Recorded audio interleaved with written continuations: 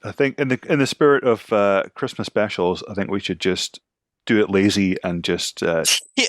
check out. Yeah. If we just repeat like the beginning again and again. Or just throw in some parts from other episodes. Just throw it, sneak it in. Welcome to Screens of the Stone Age, the podcast where scientists review movies about prehistoric people. My name is Josh Lindell. I'm a grad student studying Neanderthal teeth, and I'm here with... I'm Kim Plomp. I am a bioarchaeologist. I study the human skeleton, health and disease, and human evolution. I'm Russ Barnett, a paleogeneticist, mainly studying big cats. And today we're reviewing A Flintstone Christmas, which seems to be a TV special from 1977. Not sure what we're going to talk about. There's not a lot to it. No. It took flashbacks to my childhood, though. Who wants to summarize this one? Well, yeah, I mean, there isn't a lot to it, as you said. I mean, Flintstones anyway was always, famous for reusing animation and, Scooby-Doo's kind of style. You have characters running everywhere where it's just them using the same animation over and over again with a different background. So there's a lot of that in this as well. And it's very much like a kid's Christmas story. I mean, it's the kind of thing we've seen in lots of different intellectual properties, I guess. It's kind of fairly bolted together with no interesting twists or turns. I mean, you could have written this by AI bot essentially. If you kind of inputted Flintstone's Christmas story, this is the kind of thing you'd have got out. But basically, it starts with them having a kind of trip back from the store with their Christmas tree. Obviously, it being the Flintstones, it's Wilma and Betty and Pebbles and Bam Bam and the Christmas tree on a sleigh being pulled by a mammoth. So that's great. Already you've got a mammoth in there, which is pink, I think, for some reason. Mm-hmm. It's a pink mammoth. Whatever. At the same time, you've got Fred and Barney kind of doing their Christmas shopping, looking around, bumping into a whole bunch of kind of department store Santas on the streets, hundreds of them, in fact. And they sing a song about which one is the real Santa Claus. I mean, it's instantly forgettable. Who cares? It's not like department store Santas don't really play much of a role in the rest of the film. But they go to the pet shop and they see some baby dinosaurs, which obviously, in the Flintstones world, you have saber-toothed cats and birds and dinosaurs and mammoths and everything kind of living at the same time. It's very much a kind of creationist view of the past. But they decide to get a baby dinosaur like Dino, the pet that the Flintstones have, who's a big pink dinosaur dog kind of thing. They decide to get a kind of dino puppy for Bam Bam. And then they all go home to do some Christmas tree decorating, and it's lovely. And I think they sing another song. And they're all getting ready for Christmas. So Christmas is clearly a thing in the Flintstones world, which is never really commented upon. I mean, the Flintstones world doesn't seem like it's the kind of place which would have much room for Christianity, apart from anything, Jesus hasn't been born yet. But it could be the pagan. But it also doesn't. Yeah, it's just very much Santa and presents. There's no Jesus or anything in it. Yeah, and Christmas started as a pagan festival, right? Well, I mean, lots of places have been winter festivals for sure. Mm-hmm. And yeah, it's Santa and presents. It's very much like a kind of 1950s American Christmas, which is the kind of consumerism thing they're going for. Yeah, which is great. But someone's got to pay for this. So the very next day, Fred has to go to work, and he's worried because he has to meet the boss. And Fred works in a slate quarry, which is quite amusing because I don't know if they're actually quarrying slate, but the boss of the quarry is called Mr. Slate. And you see some of I think the best bit in the whole special for me was the intercom at the office. So there's a secretary who Fred gets very flustered around. I think that's one of his kind of character traits, is that he doesn't do well around attractive cartoon women. And she's kind of got a typewriter, but it's just made out of rock, and the keys don't do anything, and she's just hammering her notes into a bit of rock. That's her job as a secretary. But she also has access to an intercom, which is great. So the intercom between the secretary and the boss is a little bird in a box, and she says the message to the bird, and then it flies through a hole in the wall to Mr. Slate and relays the message and then takes it back, which I thought was quite nice. It's like they've at least kind of thought the whole thing through, and it makes sense as a kind of Flintstone-style animal technology. Anyway, Fred's really worried because he thinks that he might be getting the sack. Which obviously at Christmas time is not great, but it's not that at all. The boss just wants him to dress up as Santa for the Women's Institute Christmas party because he is the one that looks most like Santa. Passive aggressively, they're saying that Fred needs to go on a diet. I think that's what's going on there. So he says yes, and he's just glad that he still has his job, and he lets out a yabba dabba doo, which is also great. And he gets a kind of grotty Santa suit. And he's talking with Barney back in the house about how he has to do this, even though Wilma had asked him a couple of times if she would do it, and he'd said no. But when the boss says you got to do something, you got to do something. Yay, capitalism! So they're kind of there discussing this, Fred and Barney, and they hear some noise outside, so they rush outside. And would you believe it? There's a pair of boots sticking out of the snow. They pull those off, and it seems to be Santa. And so then you have the classic kind of pretty much every kind of cartoon Christmas show where they have a real Santa appear. You have the discussion of, is it the real Santa, or actually is it just somebody that's going through a mental health crisis and thinks they're Santa? And so Fred and Barney are having this kind of conversation, and Fred doesn't really want to treat this Santa at all well because he's busy and has things to do. But Barney is instantly convinced that it's the real Santa and they need to help him. But it turns out, of course, it is the real Santa. He sprayed his ankle falling off the Flintstones' roof. And so they have to be nice to him or else they're going to go on the naughty list, which is not what they want. And the clincher is that they go outside. Barney and Fred see that the reindeer are on the roof with the sleigh and the sack and all the kind of magical Santa stuff that's up there.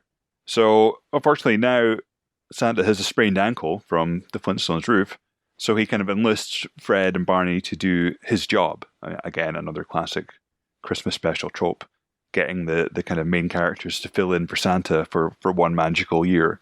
And so they teach him how to kind of ride the sleigh, what to do, and off they go. But Fred and Barney, being Fred and Barney, they manage to cock it up. They do a few successful runs. Some kids get their presents and everything's fine. But then they head into a snowstorm and manage to lose Santa's sack, which is not ideal. And then for some reason, this being the 70s, they shoehorn in like some CV talk, like convoy style, breaker, this is rubber ducky kind of stuff. And so they have Fred and Barney on the CV talking to Santa, who's called Big Red. And so you've got Fred and Barney talking to Big Red, asking for help because they've lost the sack. And that's a disaster because not all the kids are going to get their presents. So they have to head back to the North Pole to get some more presents. They meet Mrs. Claus. They see the factory, which weirdly seems to be full of kind of electronics and computers and all sorts of machinery, not made of rock. Maybe the North Pole is some kind of advanced Hancockian civilization that hasn't really exposed itself to the Flintstones and Bedrock. Anyway. The house was wood too. The house was like a wood log cabin that you'd expect for Santa. Yeah. And I think they do have wood in Bedrock. Like the Flintstones car has like a wooden chassis and stone rollers, and a kind of leather kind of roof. But yeah, they had actual machines with buttons and stuff that the elves were using to make the toys. Which I don't know if I can suspend my disbelief that much to accommodate that. Well, it's obviously just a different realm. Yeah. Obviously, there's an explanation for it. They wouldn't have just decided that they couldn't be bothered following some kind of continuity. And then the elves, and there's like lots of repetitive animation of the elves playing their trumpets and singing some kind of instantly forgettable crappy song about how happy they are to be So indentured harsh. serfs in Santa's workshop. Yeah, I mean, bah humbug. That's the role I'm going to take for this episode. Just call me Ebenezer. So yeah, so they kind of, after all, the elves aren't even bothered that Fred and Barney have fucked things up so much that they've lost Santa's sack and half the presents, and they now have to put in overtime on Christmas Eve to make more presents to make up for their mistake. I mean, if that was me, I'd be raging. Well, and then But Barney and these Fred, they elves, they ask if they can help, and she's like, "Yes, of course, we need all the help we can get." And then they just fuck around the entire time. absolutely, they don't even do a thing. No. But yeah, so they managed to kind of pull that one off, and they get back in the sleigh to go on with their job, and then they realize, of course, that they're double booked. So they're delivering all Santa's presents to all the kids because they basically injured him. But they're at the same time Fred's supposed to be the pretend Santa for the Women's Institute Christmas party. And so that puts them in a tizzy. So they kind of put the gas on, press the button for extra speed, and kind of paperboy style, like, are chucking presents down chimneys, and all this kind of stuff. And then they kind of cut to the Women's Institute party. So Betty and Wilma are there getting worried. Mr. Slate is there, and he says if Fred's not here in the next minute, he's going to get fired. Obviously, that would be terrible, not having a job over Christmas. So luckily, they arrive with like 10 seconds to spare, and because they come down the chimney because they have Santa magic because they've been doing his job, Mr. Slate instantly forgives them because they make such an impressive entrance. But everyone's happy, but they don't have any presents. They've given them all away in their kind of job filling in for Santa.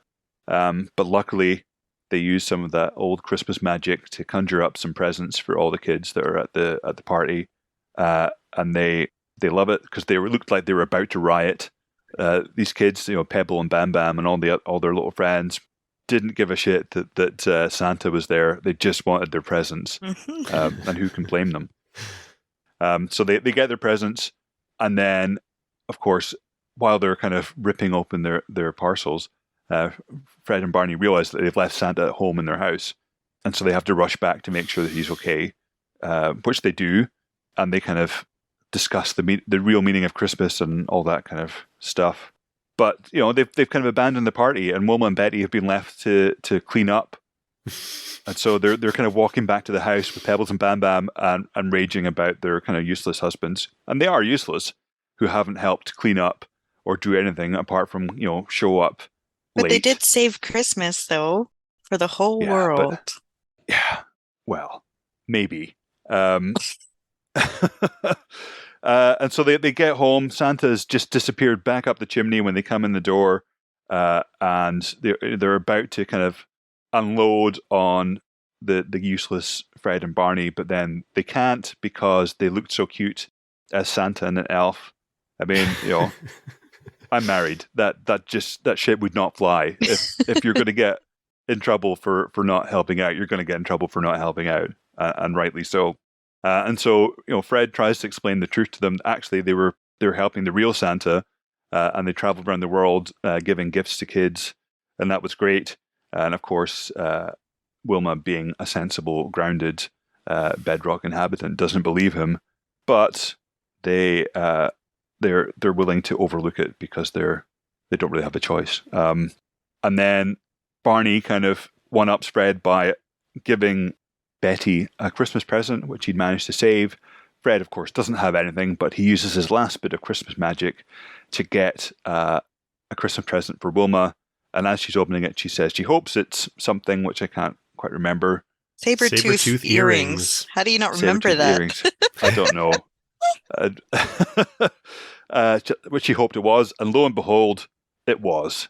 And then, despite Wilma and Betty not believing what Fred and Barney have been up to, the kids are looking out the window and they see the real Santa and his reindeers and his sleigh disappearing off into the night, and that's the end. Yeah. I mean, it's absolutely boilerplate. I mean, you could have swapped any kind of... You could have had He-Man in there instead of the Flintstones. You could have had She-Ra. You could have had, Stranger Things. You could have had, whatever. Yes. It's absolutely, interchangeable with anything. Could have been Tim Allen in a live action movie, which is essentially Which the same actually story. it was. Yeah. But this one came first. What I enjoyed about it, because I haven't watched a Flintstones cartoon in eons, is how it made me realize how spot on they got the casting for the real live Flintstones movie that we watched, and how like even the nervousness of Fred when he talks to the attractive women and stuff, like they had all of that in the movie. Yeah. Hmm. I mean, absolutely. I mean, that's one of the best things I think about the live action Flintstones that we watched, is that they got absolutely the right cast for it. I mean, John Goodman as Fred and Rick Moranis as Barney. They've got it spot on. Even the voices and the actions and everything. Yep. It's all great. Yeah. So how are we gonna criticize this one scientifically? Well, I mean, okay, so the one major criticism, well, not criticism, but just inaccuracy, is that they kept saying that there was 1 million children are going to miss Christmas. But obviously, even in the late Pleistocene, at the peak population of humans is probably at 20,000. So they would have had a But are we in the late short Pleistocene? Because there's a lot of dinosaurs. Well, I don't know. Yeah. I think we're going to struggle to apply logic to any part of this. Okay, well, let's say it's pre-Neolithic, but then would it be pre-Neolithic? Because they do have communities and settlements. Yeah, and they have... Also, Santa does have computers. Yeah. And well, CB Santa radios. is in a different realm. And they have turkey, don't but they? But Barney knows how to use a CB radio, so I guess they probably have it too. Did they have turkey? I mean, if they have CB radios, why the hell does he need a little bird to be his intercom? Why not just use a CB? They also have telephones canonically in the Flintstones. They have they have them in a this horn as well. on a... Yeah, so even within the logic of the show itself, I was reading through like all the reviews and trivia on IMDb, and I thought I was being pedantic, and the people there are even more pedantic than me. So here's the thing that stuck with me the most. So first of all, it's not only Santa's technology that is anachronistic. The whole animation style of Santa and Mrs. Claus and the elves are totally different. Like the Flintstones people look a certain way, but Santa looks like he's taken from an entirely different cartoon. Yeah. Probably is. And he's... well, another thing is they say a lot of the songs are recycled from other shows as well. So they really just sort of slap this together piece by piece. But, so yeah, Santa is not a caveman. Like, Barney or Fred's Santa outfit is like the Flintstone style, sort of like you can see the stitching and it looks like it's made out of pelts or something like that. But Santa's looks like a modern Santa outfit, and his character design is totally different from the cave people. Including the fact that he wears boots like a real Santa does, but nobody else in the Flintstones wears any kind of shoes at all. And they, like, it's a whole thing in the episode because his boots are sticking out of the snow, and Barney says, "Look, there are boots sticking out of the snow." And I'm like, how do they know what boots are? They don't have boots. And there's like more than one comment on IMDb talking about how do they know what boots are. Maybe it's just a choice. They just don't like boots. Could be. So yeah, how do they know what boots are? How do they know what a CB radio is? But if there was that much snow out, they would have to have boots. I know they weren't wearing them, but it would have to be something within their world. You know, at the University of Winnipeg here, I famously, when I was doing my undergrad, there was this guy that was notorious for being a barefooter, and he would go around barefoot, and it gets to like -30, -40 Celsius. And I never saw this guy when I was in my undergrad, but people said he went all winter with no shoes, and I don't know how. I mean, there's always a sandals guy on campus, but I've never heard of a no shoes guy. Sandals guy. Is he also the shorts guy as well? Usually. Not always, but usually, yeah. But there's an interesting question here, which is, when is footwear invented in the kind of human lineage? Do any of us know the answer, Josh? I think we've talked about that on another episode. So there's a few different ways to look at it. So like there's the actual oldest archaeological shoes, which I think, Ross, you pointed out in another episode. We have like woven reed sandals, right? Mm-hmm. Yeah. From which are about 10,000 years ago. Yeah. Well, Otzi was wearing boots. Mm-hmm. Yeah, Bronze Age. Yeah. Another thing is I think there are Neanderthal footprints where some of them are barefoot, but some of them seem to have sort of like a leather foot wrap, which is not like a solid soled shoe, but something at least to cover the feet. But I was just looking at another paper trying to determine when people started wearing footwear based on bone morphology, because when you wear shoes habitually, it modifies the structure of your bones, like draws your toes closer together, and your bones don't necessarily have to be as strong because the shoe is taking some of the support. And so it suggests that remains from a cave in China suggest they were wearing footwear as early as 40,000 years ago with some sort of like supportive sole. So certainly within caveman times, if we can expect the Flintstones to be maybe upper Paleolithic modern humans, is that a reasonable assertion? I think so. They're the modern Stone Age family. Yeah. Yeah. So there's no reason that they shouldn't have been able to invent footwear. But then again, I mean, footwear differs by cultures. So just because people might have been wearing footwear somewhere doesn't mean everybody would have everywhere. Also, there's a montage where they're delivering the presents, and they have like children of every different culture singing the song. Yeah. And they're all wearing very stereotypical outfits to represent their culture, which of course are all of today's cultures, which, Stone Age cultures would have been totally different, but still. And quite a few of them don't celebrate Christmas. Yeah, none of them almost, but, probably a little bit problematic the way they're showing these stereotypes. Like there's Central American wearing a big sombrero, but some of them have footwear in there, even though most of them, they're all cave people, but they're cave people children. Most of them don't have footwear because they're cave people, but some of them have footwear if it's necessary to stereotype their culture. Like there's a Dutch child that does have wooden clogs, of course, and there's some Asian child with these like wooden soled sandals. I don't know what they're called, but they're like a flat sole with like two wooden supports underneath it. So they do have footwear if they need to stereotype the culture that they're demonstrating, even if they are cave people. It's pretty inconsistent in this show. Yeah.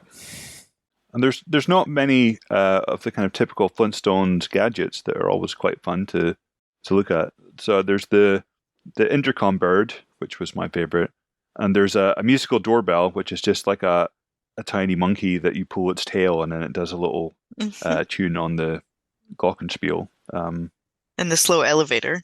Oh yeah, and the elevator, which is dino powered. Yeah. I noticed on IMDb somebody pointed out that dinosaur's name was Otis, like Otis the Elevator Company. Oh, cute. I wonder if Otis would have sanctioned that, considering that the elevator drops quite drastically with Fred in it, and he kind of jumps out and bashes his head. He doesn't seem too fazed by it. I think he's too distracted that he's going to get fired, so he's not even worried that the elevator crashed. No.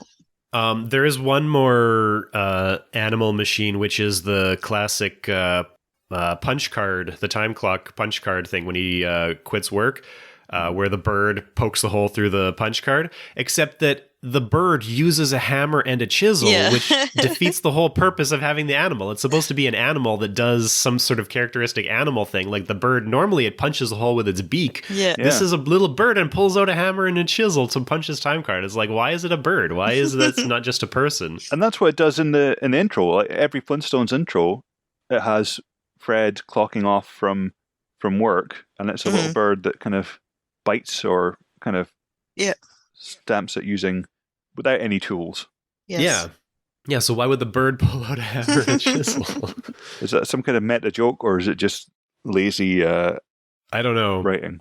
I feel like it must be just lazy based on everything else about the show. Like it was just, hey, we need a Christmas episode, throw this together. And this is like later than the original Flintstones run, because this is 1977. When did the original Flintstones run? It's got to be 60s, no? That would be my guess. Let's just look it up. Yeah, 60s. Released in 1960. 1960 to 1966. Yeah. So this is 10 years after the original run of the series. Yeah, so 11 years. Different animators, different writers who didn't notice some of those things, right, when they were doing it. Yeah. But I think same voice talent. So like Mel Blanc, Yeah, it seemed the same. is still the voice in this. Mel Blanc, I think, might be the only one that's original. I think Fred and Betty for sure was not original. Fred was very close, but Betty sounded the most off to me, I think. I mean, it was the same with the live movie. I still just do not see what Wilma sees in Fred. He's so grumpy. Yeah, she's so hot, and he's just a total slob. Well, it's not. I mean, if he was like smart and sweet and loving, then fine. But he's not. He's grumpy and clumsy. Which no, I'm very clumsy too. But you add that with getting grumpy and angry all the time, every time, and then he always tells her what to do. Yeah, he's very much a kind of 50s stereotype husband, isn't he? Mm-hmm. He thinks that all he has to do is go to work, earn the. Do they have money? What do they use in Bedrock? Earn the. I think it's they have sand those dollars. Sand dollars, yeah. Oh yeah, that's right. It's sand dollars, and that's all he has to do. Yeah. And I mean that's not original to the Flintstones. I think it's the Flintstones are based on the Honeymooners and the characters there, but it's all the way through, like from 50 sitcoms like I Love Lucy and even today that there's kind of the kind of downstream effects of those kind of stereotypes where you always have in sitcoms the useless husband and the much more attractive, much better in every kind of conceivable way wife. I'm struggling to think of any modern sitcoms at all, but things like Simpsons, Everybody Loves Raymond and King of Queens and things like that. Yeah, it's still exactly the same. Yeah. Have you watched that Kevin Can Fuck Himself on? I think it's on Prime. No, I've heard about it though. It sounded amazing, but I don't think they have it in the UK. Oh, it's worth watching. It's really well done how they did. Have you heard of it, Josh? No, I never heard of it. So it's got Alexis from Schitt's Creek in it, and it starts out. So you have to get through the first few minutes of it because it starts out of the like terrible canned laughter sitcom thing. But then, so when her husband's life is a sitcom, that funny, he's Kevin, he's the role, he's the husband, he's in that, right? Always getting into shenanigans and stuff. But her life is a life of like an abused wife who has to put up with all of his shit and stuff. And so it's even like when he walks into the room, it turns into that like sitcom-y colored and music and everything. And then when he leaves, it gets dark and it's really well done. It's really interesting. Yeah, I did. And are they going to do more series of it? I hope so, yeah. Yeah, I did hear some good buzz about it. Yeah, it's good. But one thing that I noticed, I mean, like Kim, I haven't watched any Flintstones for ages, probably not since I was a kid, but one thing that was quite interesting was that there's a lot of fourth wall breaking in this cartoon. Like there's a lot of times when either they address us as the audience or they look at us as the audience. Yeah, they do like an Office type thing where they make a joke and then they look at the camera like, which is quite funny for a cartoon because obviously someone's had to painstakingly animate that. Yeah, I noticed that too. And to go back to Santa's thing, the elf does say in the song that everything's powered by science, but don't ask him how. Right? So it does. Science of magic.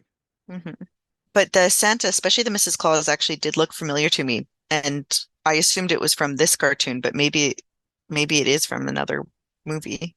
I mean, they're fairly generic as characters go. I mean, Santa is almost an archetype now. But yeah, I didn't think about it at the time, but now that it's been mentioned, it is quite jarring how, there is a Flintstone style, like Wilma and Betty and Barney and Fred they're all different, but they all have a particular kind of drawn style. Whereas, and all the kind of background characters and, the secretary and Mr. Slate and Pebbles and Bam Bam, everyone has a kind of, you could say, oh, that's a Flintstones character just from the outlines. But yeah, Mr. and Mrs. Claus look like they've wandered in from the film Over the Road or something. They're kind of out of place. It would be one thing if it was like a Flintstones meet the Jetsons sort of mashup, but there's no explanation for why Santa is a 1970s Santa with 1970s technology that just also exists timelessly in the Stone Age. It's just never needed to be explained, well, I guess. I mean, Santa is supposed to be an elf, which are related to fairies, and fairies do live in a different realm. So you're trying to like compare apples and oranges here. Is Santa an elf? I've heard that said before, but yeah, I think he's supposed to be an I elf. don't think Santa's just St. Nicholas or Kris Kringle. He's just a guy, isn't he? Could that just be an elf, though? Yeah, just a guy. Just a guy who enslaved a bunch of elves. He's like but he can travel the world overnight. Burt Reynolds from Skullduggery. I think he's more magic than that, though, because he has to have a magic to him, which would be from the elfish the elves blood. Are the magic. He's not magic. He just harnesses the magic of the elves he's enslaving. I think it's like a kind of Peter Pan / Highlander kind of thing that that you have to fight the other elves to become Santa, and then all the other elves, while they're making toys, are plotting to overthrow the current Santa and install themselves as the next one. I just assume there's just different species, right? So he would just be a different species of elf. That looks exactly like a human through convergent evolution. Yeah. Got you. Of course. What was the rare exports or rare imports? I can't remember which one it was that we watched last year. What was their explanation for what Santa was? That was the traditional... Monster. Yeah, the Krampus. Yeah, it was based on the traditional Finnish story of Santa. So I don't know. Remember, it was huge. He had horns. Yeah. So... yeah, an evil elf, I guess, or something like that. Okay. Goblin. An evil elf is a goblin, right? For 45 minutes that this special was, it seems to have left us with way more questions than answers. This is true. What I found funny, so Santa is magic, and so they need to get dressed. So Santa gives Barney an elf outfit, and then instead of just giving Fred a Santa's outfit, he gives him his outfit. And it makes me wonder, like, so is he not producing the clothes? So is there an elf that's just all of a sudden naked? Like, right? No, the elf will be wearing Barney's clothes. No, but because Santa wasn't wearing Fred's clothes. No, he was in his underwear. IMDb is going further than you as well, because when Santa gives Fred his own Santa outfit, Fred is already wearing the caveman Santa outfit. Yes. But when Santa takes his outfit back magically, Fred ends up in his regular Fred clothes. So what happened to that Santa outfit? It's just gone. Yeah, he just got rid of it because it was gross. Yeah, it was gross. It looked pretty grotty. Yeah. But that's the beauty of magic. You don't have to explain shit. I mean, it's just magic. But why? Well, magic. Here's some not magic stuff. The Flintstones have some art hanging on the walls, and it's in the style of cave paintings, which we can always talk about. Mm-hmm. And so the one that features the most prominently, I think, behind maybe the couch, actually, because they use the background scenes, it's like all over the place, right? Mm. So they have it's the style of cave paintings, but they're done on wood or stretched animal skins hanging on the stone walls. So they're not just cave painting the stone of their houses, which is one thing. But one of these pictures has a sort of stick figure style human hunting an aurochs with a spear, which is interesting because an aurochs would be a typical animal we'd see in a cave painting, but you never really see one in the Flintstones. It's always dinosaurs or mammoths, but like an aurochs just looks like a big cow, so you never really see that as a character. Well, so in that picture, I wasn't sure whether it's an aurochs or a bison. Maybe a bison would make more sense, but they do. In some of the other Flintstones episodes, I remember that Fred and Barney are members of something called the Order of Loyal Water Buffaloes. Mm. So obviously, kind of bovids exist in the Flintstones universe. If you've got water buffaloes, you've probably got bison and aurochs as well. Interesting. But the other thing about that painting is that there's a human hunting whatever bovid it is with a spear, but the Flintstones don't hunt with spears. No, you never see them with any kind of weaponry, do you? Well, but if they, really? I guess if they had a job that was like the equivalent of a farmer or something, if their job was to get food to sell to the grocery store, then they might be hunting with spears. But that's not where they fit in society, right? They have other jobs. So I mean, Fred works in the quarry. I think in the live action film, doesn't Barney work in the quarry as well? Yeah, I think in the cartoon they both work in the quarry. Okay, just in different like in parts. the regular, yeah, because they go to work together and stuff. I think. I don't know where Barney was off to in this one. Okay, here's another one. Santa is modern day 1970s Santa with modern day 1970s technology, but the toys he's making are all caveman toys, like stuffed saber-tooths and what else? I can't remember what other kind of Stone Age toys they're having. Drums that are stretched animal skins, and trumpets that are clearly like they're made in that sort of kind of shitty primitive sort of style, even though Santa is not shitty and primitive. Yeah, they look like they've been carved or something out of material that's hard to carve a trumpet out of. Yeah. But also there's a toy train in at least one scene, which looks like a shitty Stone Age primitive looking train, but it is self-powered and puffs smoke. So does this toy train have an internal combustion engine, even though none of the cars do, and the cars are all powered by their feet? No. Magic. So what it is that what you didn't see is that inside the front steam train, there's a tiny little fire-breathing dinosaur, and that's what's propelling it and giving off the smoke. So we, a million years later, invented an internal combustion engine to mimic the exhaust that a little dragon puts out in the toy when they invented it, just so that it would have so the actual powered engine is a side effect of getting the exhaust. I see. Yeah, it's pure coincidence. But what I liked about that is that at the beginning of the movie, when Barney and Fred are walking down the street, they look into a toy shop, and there's like a motorized train or whatever, and they look at all the toys that are essentially the same, and they're like, "Oh, kids these days don't know how lucky they have it. If we had toys like that when we were a kid." And then when they go to Santa's workshop and they look at the toy train and everything, they're like, "Oh, that looks like the one I had as a kid." And that's funny. I don't know if that was on purpose or not, but I don't know. That's a good point. An anachronism in the Flintstones. Outrageous. Okay, here's a taxonomy biology one. Santa's reindeer also are not done in the Flintstone style. They're very classic Christmas special reindeer. Very like sleek and regal looking with like big chests, but they're not reindeer. Reindeer are not just deer that you've attached reins to. Reindeer are a species. They look like white-tailed deer or something like that, right?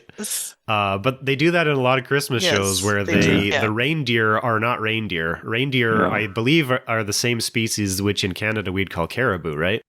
So I think my understanding from speaking to people that I assume knew what they were talking about is that caribou are like the wild form, and reindeer are the domesticated form in the same way that you have aurochs and cows or boars and pigs and things like that. So then what's an elk? Is an elk a caribou too? Or are they different species? Well, no, elk's different. So elk is an actual deer. So elk in North America is Cervus elephas or Cervus canadensis, depending on whether you split the kind of North American type of red deer from the Old World type of red deer.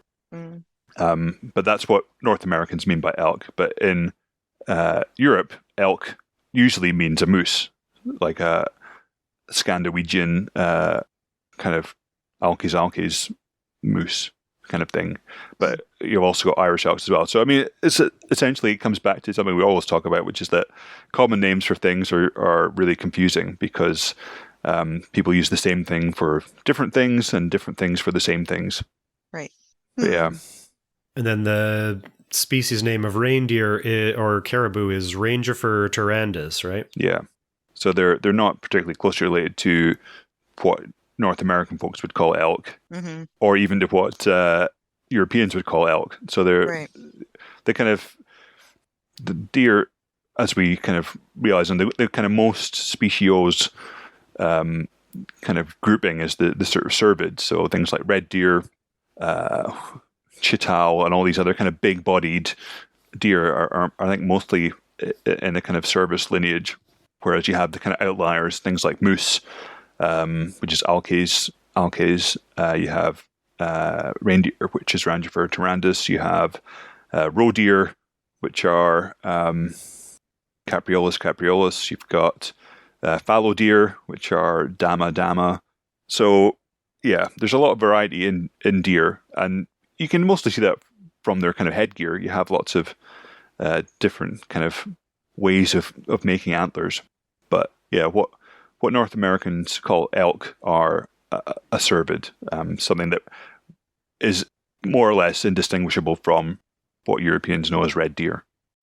Interesting thing about reindeer or caribou, I think, is that both the males and females have antlers. Is that right? Am I remembering That's that right. correctly? Yes. So males and females have antlers, which is unusual. And also, because of the way that their shedding works, actually the females are the only ones that have their antlers in the winter. So the males kind of lose there in the typical kind of deer shedding way, but the females tend to have smaller antlers and keep them all the year, or at least into the winter. I So- knew that. We talked about this in the rare exports episode. Did we? Because they were reindeer, they were butchering reindeer, right? Yeah. Yeah, it was the reindeer site. Yeah. But yeah, reindeers are pretty cool. Caribou are pretty cool. The other neat things about them is that they their eyes change color, so they go from a kind of amber color to a kind of blue color. I think they're amber in the summer and blue in the winter, Cool. which helps them with low light and kind of what's it called, snow blindness kind of things. I'm trying to confirm other facts that I've got kind of floating around in my head that I don't really want to say out loud without having some kind of backup. Well, is it something about them being able to see in the ultraviolet spectrum? Because that's what's going around in my head. But not through, typically the way you see colors is through having different rods and cones, but caribou have the same rods and cones as other mammals, but there's something to do with refraction where they can see into the ultraviolet spectrum in a way that other mammals can't. Okay. Wow, I didn't know caribou were so unique. I'd have to look that up to confirm it too. I'm not sure. Also, they have hollow hair for insulation, or is that a different Arctic mammal I'm thinking Well, of? polar bears have that. I wouldn't be surprised if other Arctic mammals have it too. But one thing that I'm gonna that I have kind of that's been triggered by kind of reindeer talk is that apparently, and this is now, I guess, hearsay, but I heard that the reason why we have flying reindeer as part of the kind of Christmas mythos is that one of the kind of ways that people would consume hallucinogens in the kind of earlier times was that they would let reindeer, which eat a lot of kind of fungi and lichen and other kind of hardy winter forage, they'd let them eat things like what they call the amanita mushrooms. Amanita muscaria. Flyagaric. Flyagaric, that's it. Yeah, flyagaric mushrooms, the kind of classic red spotty mushrooms that you know to stay away from.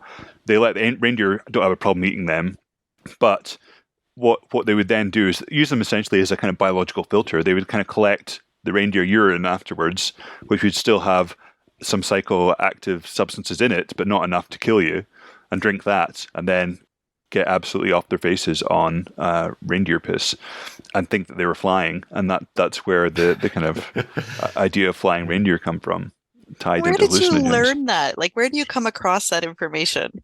I've never Probably heard that. QI. That's where I get kind of most of my random yeah. facts. QI. If you follow on Reddit, Mushroom ID or Mycology, some of these subreddits where people talk about foraging mushrooms, there's a lot of controversy about these Amanita mushrooms because these ones we're talking about, the flyagaric, the red with the white spots, they're really easy to identify and they won't kill you, but they'll probably give you a really bad time if you just eat them. So most people, when you find someone like identifying a mushroom, like, can I use this mushroom to get high? People ask these questions online. Like, they find a random mushroom, like, can I get high with this? And people are just crazy. Some mushrooms will kill you instantly. Don't mess around with mushrooms. But the answer is yes, but maybe only once. Yeah. You know? Yeah. if you eat a random mushroom, chances are you won't die, but there's a slim chance you will, but there's a pretty good chance you're just going to have a really bad time for a few hours. Anyway, a lot of people will post these mushrooms and they'll be like, yes, don't eat that. It's it doesn't give you a good high. It'll give you a high, but it's like a deliriant. It's just going to like feel really shitty for a few hours. Makes you sick, and then is what it is. Yeah. Yeah, and then there's other people who are like, no, I do these all the time. If you prepare it properly, it's a very good high. It's my favorite way to get high. So, like, I don't know about these. I think that says a lot about Reddit, doesn't it? Yeah. Just people in general, you know, if there's a way to get high off of something, somebody's going to try it. Yep. There's a place I've found in Winnipeg where there's just tons of these Amanita mushrooms growing. And there's this like real allure of like, I could just find this thing and get high off of it. And there's something in the back of my brain that's always like, you could do it. You could try it out. It could be a fun experience, even though I know they're not a good high. No. Yeah. Well, but maybe I need to find a reindeer to filter them through. That's right. That's what you need. But they also look, I mean, because they're such classically toadstool-looking things, you know, you see them in cartoons before you ever see them in, or as a kind of I was shocked the first time I saw one because I was like, what? They're real? Yeah, they're really beautiful. They are. Yeah, they are. Totally are. But you just kind of, I think you're kind of conditioned to say, oh, Alice in Wonderland style, you just want to kind of have a nibble. You want to eat, yeah. They do look delicious. They look like they taste like strawberry and cream. Yeah. Well, do we have anything else to say about... I think we got quite a bit out considering that there is no science or archaeology or anything. Yeah. Scientists can always find some science to talk about. Yep. I enjoyed it more than Ross did in a nostalgic way and in a like getting ready for Christmas. I'm going home next week, so. Oh, that's nice. Yeah, it did hit some nostalgia buttons for me, but it just those kind of wore off pretty quickly just because it was so derivative. It feels really lazy. It feels like they're trying to pump out something for Christmas, and there wasn't really any point other than most Christmas things are show. Lazy and boring, though. Like, that's true. You sit down and you're like, okay, let's watch Christmas movies, and it's so hard to find one that's decent. Like Gremlins, that's Gremlins, a good Christmas movie. Elf, I like Elf. Elf, yeah. Christmas Die Carol, Hard, Muppets obviously. Christmas Carol is good. Muppets Christmas Carol, yeah. Home awesome. Alone, that's a good Christmas movie. Yeah. None about cavemen or dinosaurs, though. No. Rare Exports was a good Christmas movie. I did enjoy that. I'm going to watch it before Christmas. Yeah, if any listeners are new and haven't listened to our last year's Christmas episode, you should definitely watch Rare Exports. What do you think the chances are that next year we could find a Hanukkah or some other some other holiday movie about cave people? I don't think we're going to find it. I think there's maybe another Flintstones, but I don't think... There was also that BC Christmas special, which we talked about, which probably is no better. But if we are still doing this podcast by next year, I think we'll run out of movies by then. We could just start talking about just other movies. There might be one in the pipeline. Who knows? We might be getting a kind of Kwanzaa prehistoric Christmas. Maybe. If you've been enjoying Screens of the Stone Age, get in touch with us. Follow us on Twitter at SOTSA_podcast and on Facebook at SOTSA podcast, or send us an email to screensofthestoneage@gmail.com. Screens of the Stone Age is supported by the Paleoanthropological Society of Canada. Find out more at pasc-scpa.ca.